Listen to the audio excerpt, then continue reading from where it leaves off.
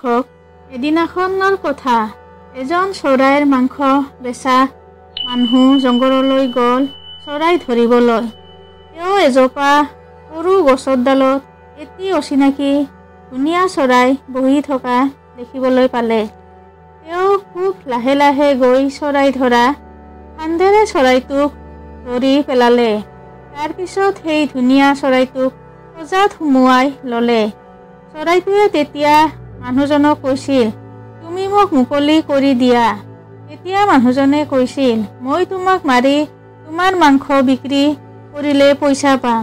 তেতিয়া চৰাইটোৱে কৈছিল, যদি তুমি মোক সজাৰ পৰা মুকলি কৰি দিয়া, তেতিয়াহ'লে মই তোমাক 3টা খুব গুৰুত্বপূৰ্ণ উপদেশ দিম, যি উপদেশবোৰ গোটেই জীৱন তোমাৰ কামত আহিব, লগতে তোমাৰ জীৱনটো সলনি হৈ যাব।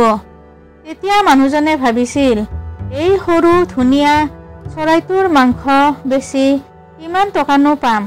কিন্তু চৰাইটোৱে দিয়া উপদেশবোৰ যদি সঁচাকৈ জীৱন সলনি কৰিব পাৰে, তেতিয়াহ'লে জীৱনত মই বহুত কাম কৰিব পাৰিম। সেইকাৰণে তেওঁ চৰাইটোক মুকলি কৰি দিব বুলি প্ৰতিজ্ঞা কৰিলে। তেতিয়া চৰাইটোৱে মানুহজনক ক'লে, প্ৰথম উপদেশটো হ'ল, যেতিয়া মই সজাটোৰ পৰা মুকলি হৈ আকাশত উৰি থাকিম। দ্বিতীয় উপদেশটো হ'ল, তেতিয়া মই এজোপা ডাঙৰ গছৰ ডালত বহিম। তৃতীয় উপদেশটো হ'ল, তেতিয়া মই সেই গছৰ ডালটোৰ পৰা বহুত ওপৰলৈ উৰি যাম। তেতিয়া চৰাই মাংস বেচা মানুহজনে সজা দুৱাৰখন মুকলি কৰি দিলে। চৰাইটোৱে মুকলি হৈ উৰি উৰি ক'বলৈ ধৰিলে, মই দিয়া প্ৰথম উপদেশটোৰ অৰ্থ আছিল, অতীতত কৰা ভুলবোৰৰ বাবে অত্যাধিক হতাশাত ভুগি অনুশোচনাত দগ্ধ হৈ নিজকে দুখ যন্ত্ৰণাৰ দি বৰ্তমানৰ জীৱনটোক নষ্ট নকৰিব। এই বুলি কৈ চৰাইটোৱে গছৰ ডালত গৈ বহিল।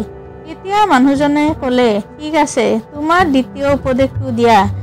চৰাইটোৱে ক'লে, মোৰ দ্বিতীয় উপদেশটো হ'ল, যিকোনো কথা সহজতে বিশ্বাস নকৰিবা, যিটো কথা তোমাৰ বিবেকৰ বিৰুদ্ধে যায়, যদি তোমাৰ ওচৰত তাৰ কোনো নিজস্ব প্ৰমাণ নাথাকে।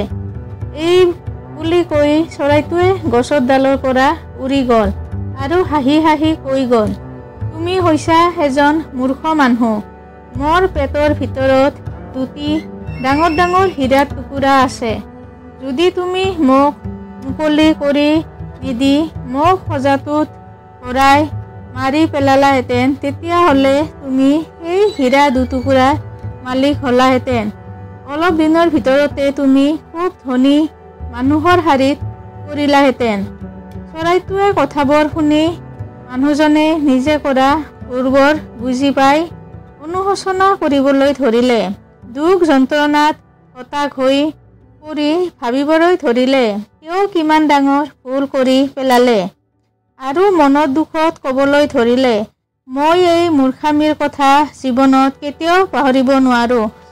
অলপ সময় পিছত তেওঁ অনুশোচনা কৰিবলৈ এৰি চৰাইটোক ক'লে, যি হ'বলগীয়া আছিল হৈ গ'ল, তোমাৰ তৃতীয় উপদেশটো কোৱা। চৰাইটোৱে উৰি উৰি ক'বলৈ ধৰিলে, মই মাত্ৰ তোমাক পৰীক্ষা কৰি চাইছিলো, তুমি বুজিব পৰা নাইনে? তুমি মই দিয়া প্ৰথম উপদেশ 2টি মানিব পৰা নাই। তুমি তৃতীয় উপদেশটো জানিব বিচাৰিছা। প্ৰথমতে যি ভুল তুমি কৰিছা, মোক মুকলি কৰি দি, তাৰ বাবে তুমি অনুশোচনাত দগ্ধ হৈ দুখ যন্ত্ৰণা পাইছা। দ্বিতীয়তে মই এটি সৰু চৰাই, কেনেকৈ মোৰ পেটত 2টি হীৰাৰ টুকুৰা থাকিব? মোৰ এই কথাটো তুমি অন্ধ মানুহৰ দৰে বিশ্বাস কৰিছা। তোমাৰ কোনো নিজৰ বুদ্ধি নাই নেকি? আছে যদিও তুমি কামত খটুৱা নাই। তোমাক যিকোনো মানুহে জীৱনত প্ৰতি খোজতে প্ৰতাৰিত কৰিব। তুমি যেতিয়া প্ৰথম 2টা উপদেশ মানিব পৰা নাই, তৃতীয়টো জানি তুমি কি কৰিবা? এই উপদেশটোও তুমি সঠিক কামত ব্যৱহাৰ কৰিব নোৱাৰা। তেতিয়া চৰাই বেচা মানুহজনে নিজৰ ভুল বুজিব পাৰিলে। লগতে তেওঁ চৰাইটোক তৃতীয় উপদেশটো দিয়াৰ বাবে কাতৰ অনুৰোধ জনালে। চৰাইটোৱে উৰি উৰি ক'লে, মোৰ তৃতীয় উপদেশটো হ'ল, তুমি বৰ্তমান যিবোৰ নিজে জানা সেইবোৰ যদি তুমি সৎ কামত ব্যৱহাৰ নকৰা, তেতিয়াহ'লে নতুন কিবা শিকা বা জনাৰ কোনো প্ৰশ্নই নুঠে। এই কথাষাৰ কৈ চৰাইটো উৰি গুচি গ'ল। কিন্তু এই তিনিটা মূল্যৱান উপদেশে মানুহজনৰ জীৱনলৈ ইতিবাচক বাৰ্তা কঢ়িয়াই আনিলে। প্ৰিয় দৰ্শক, কেতিয়াও এই তিনিটা কথা পাহৰি নাযাব।